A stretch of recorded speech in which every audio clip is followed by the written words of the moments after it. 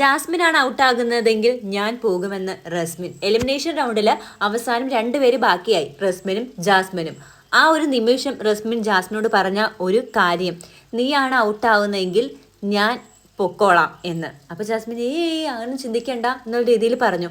പക്ഷെ ആ ഒരു വാക്ക് പറയാനായിട്ട് റസ്മിന് മാത്രമേ പറ്റുള്ളൂ. എന്തൊക്കെ നെഗറ്റീവ്സ് ഉണ്ടെങ്കിലും, എന്തൊക്കെ കാര്യങ്ങളുണ്ടെങ്കിലും, റസ്മിൻ ചെയ്ത പല കാര്യങ്ങളും തെറ്റായിരുന്നെങ്കിലും ഫ്രണ്ട്ഷിപ്പിനൊരു വാല്യൂ കൊടുത്ത ഒരു വ്യക്തിയായിരുന്നു റസ്മിൻ.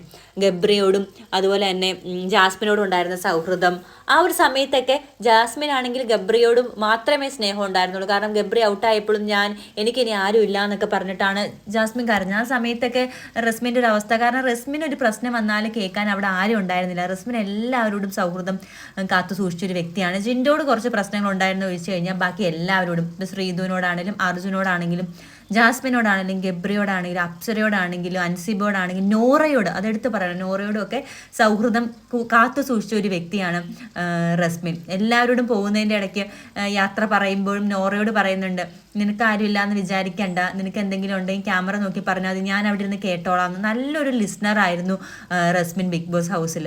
ശരിക്കും പറഞ്ഞു കഴിഞ്ഞാൽ നല്ല ഗെയിമർ എന്നൊന്നും ഞാൻ പറയുന്നില്ലെങ്കിലും നല്ലൊരു ഫ്രണ്ട്ഷിപ്പിന് വാല്യൂ കൊടുത്ത വേറെ ആരും അവിടെ ഉണ്ടായിരുന്നില്ല. അത് തന്നെയായിരുന്നു റസ്മിന് പറ്റിയ തെറ്റ്. ഫ്രണ്ട്ഷിപ്പിന് കൂടുതൽ പ്രയോറിറ്റി കൊടുത്തു.